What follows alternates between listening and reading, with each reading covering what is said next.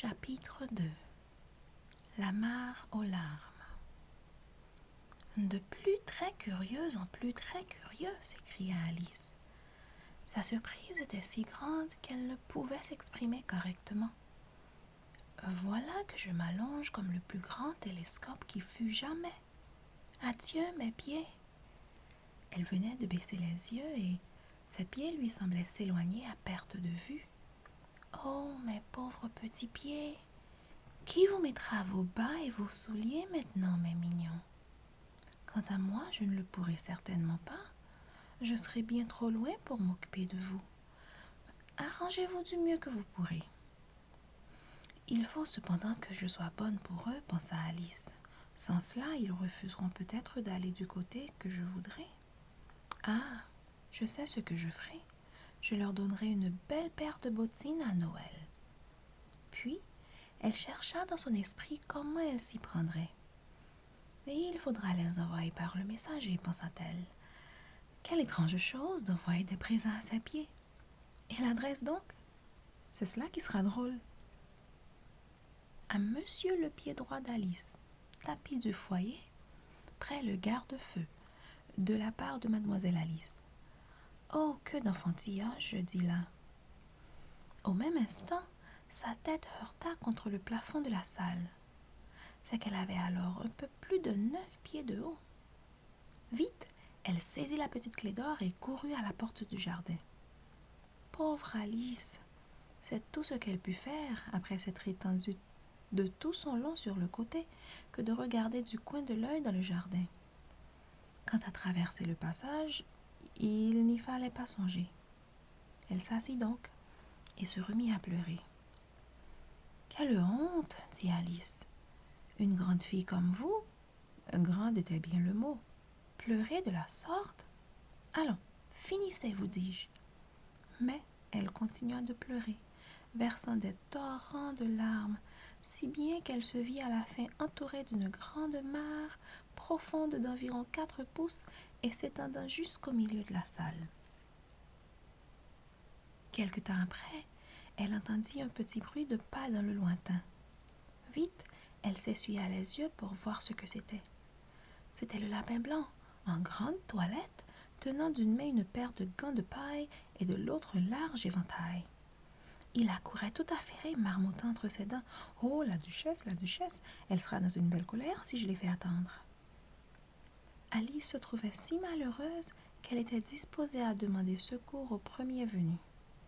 Ainsi, quand le lapin fut près d'elle, elle lui dit d'une voix humble et timide. « Je vous en prie, monsieur. » Le lapin tressaillit d'épouvante, laissa tomber les gants et l'éventail et se mit à courir à toutes jambes et disparut dans les ténèbres. Alice ramassa les gants et l'éventail et, comme il faisait très chaud dans cette salle, elle s'éventa tout en se faisant la conversation. Que tout est étrange aujourd'hui. Et hier, les choses se passaient comme à l'ordinaire. Peut-être m'a-t-on changé cette nuit? Voyons, étais-je la même petite fille ce matin en me levant? Je crois bien me rappeler que je me suis trouvée un peu différente. Mais si je ne suis pas la même, qui suis-je donc, je vous en prie? Voilà l'embarras. Elle se mit à passer en revue dans son esprit toutes les petites filles de son âge qu'elle connaissait pour voir si elle avait été transformée en l'une d'elles. « Bien sûr, je ne suis pas Ada, dit-elle. Elle a de longs cheveux bouclés et les miens ne frisent pas du tout. Assurément, je ne suis pas Mabel, car je sais tout plein de choses et Mabel ne sait presque rien. Et puis du reste, Mabel, c'est Mabel. Alice, c'est Alice. Oh, mais quelle énigme que cela! Voyons si je me souviendrai de tout ce que je savais. 4 fois 5 font 12, 4 fois 6 font 13, 4 fois 7 font... Je n'arriverai jamais à 20 de ce train-là. Mais peu importe la table de multiplication. Essayons la géographie. Londres est la capitale de Paris. Paris est la capitale de Rome. Et Rome la capitale de... Mais non, ce n'est pas cela. J'en suis bien sûre. Je dois être changée en Mabel. je vais tâcher de réciter Maître Corbeau. Elle croisa les mains sur ses genoux, comme quand elle disait ses leçons, et se mit à répéter la fable d'une voix rauque et étrange, et les mots ne se présentaient plus comme autrefois. Maître Corbeau sur un arbre perché faisait son nid entre des branches.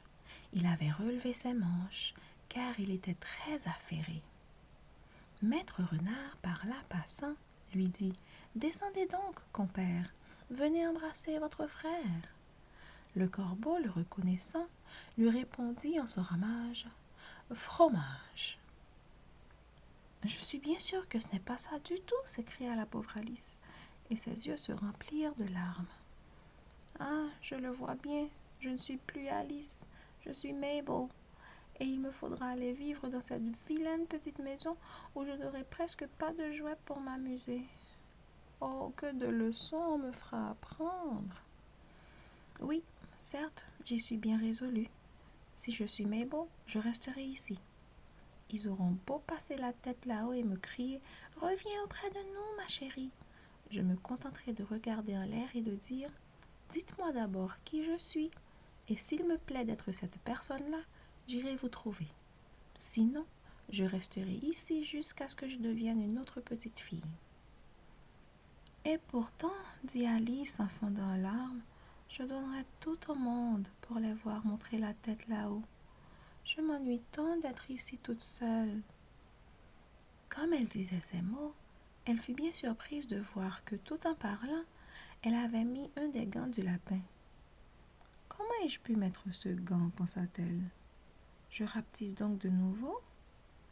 Elle se leva, alla près de la table pour se mesurer et jugea, autant qu'elle pouvait s'en rendre compte, qu'elle avait environ 2 pieds de haut et continua de raccourcir rapidement. Bientôt, elle s'aperçut que l'éventail qu'elle avait à la main en était la cause. Vite, elle le lâcha tout juste à temps pour s'empêcher de disparaître tout à fait. « Je viens de l'échapper belle, » dit Alice, tout émue de ce brusque changement, mais bien aise de voir qu'elle existait encore. Maintenant, vite au jardin. Elle se hâta de courir vers la petite porte. Mais hélas, elle s'était refermée, et la petite clé d'or se trouvait sur la table de verre comme tout à l'heure. Les choses vont de mal en pis, pensa la pauvre enfant. Jamais je ne me suis vue si petite, jamais, et c'est vraiment par trop fort. À ces mots, son pied glissa et flac, la voilà dans l'eau salée jusqu'au menton.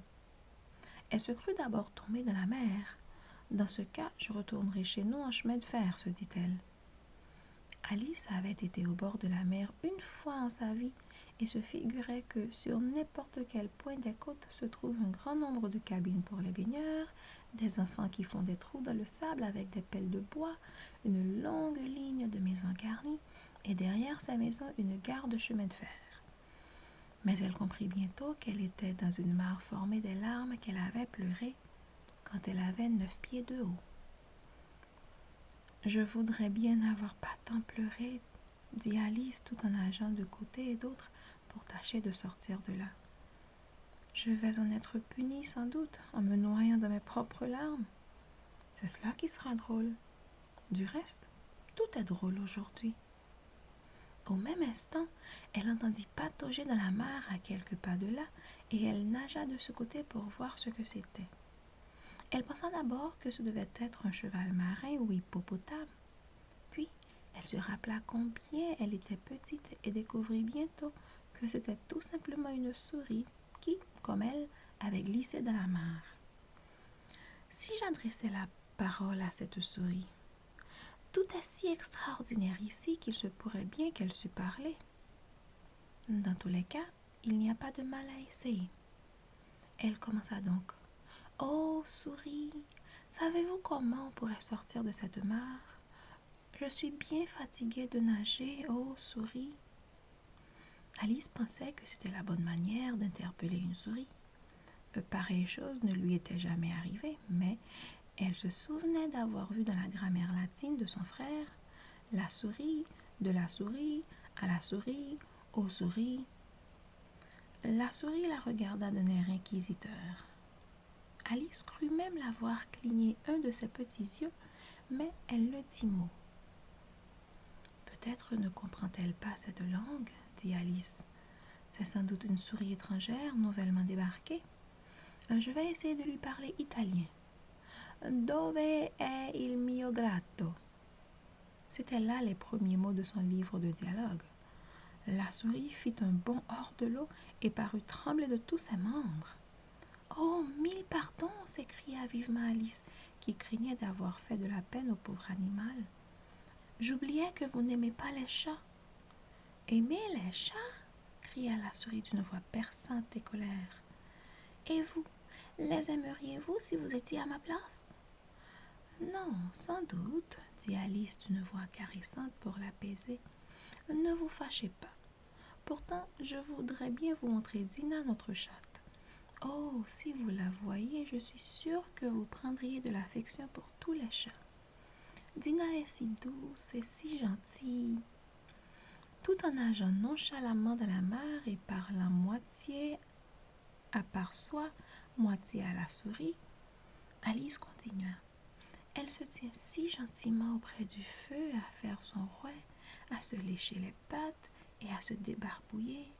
Son poil est si doux à caresser et comme elle attrape bien la souris. Oh, pardon, dit encore Alice, car cette fois le poil de la souris s'était tout hérissé et on voyait bien qu'elle était fâchée tout de bon. Nous n'en parlerons plus si cela vous fait de la peine. Non, dites-vous, s'écria la souris en tremblant de la tête à la queue. Comme si moi je parlais jamais de pareilles choses. Dans notre famille, on a toujours détesté les chats, viles créatures, sans foi ni loi. Que je ne vous en entende plus parler. Eh bien non, dit Alice, qui avait hâte de changer la conversation. Est-ce que vous aimez les chiens? La souris ne répondit pas, et Alice dit vivement. Il y a tout près de chez nous un petit chien bien mignon que je voudrais vous montrer. C'est un petit terrier aux yeux vifs, avec de longs poils bruns frisés. Il rapporte très bien. Il se tient sur ses deux pattes de derrière et fait le beau pour avoir à manger. Enfin, il a fait tant de tours que j'en oublie plus de la moitié. Il appartient à un fermier qui ne le donnerait pas pour 1000 francs, tant il lui est utile. Il tue tous les rats et aussi... Oh, reprit Alice d'un ton chagrin.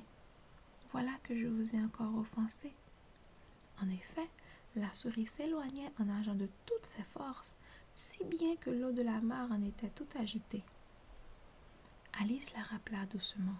« Ma petite souris, revenez, je vous en prie.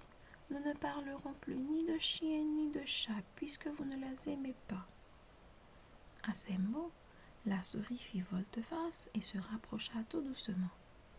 Elle était toute pâle, de colère, pensait Alice. La souris dit d'une voix basse et tremblante.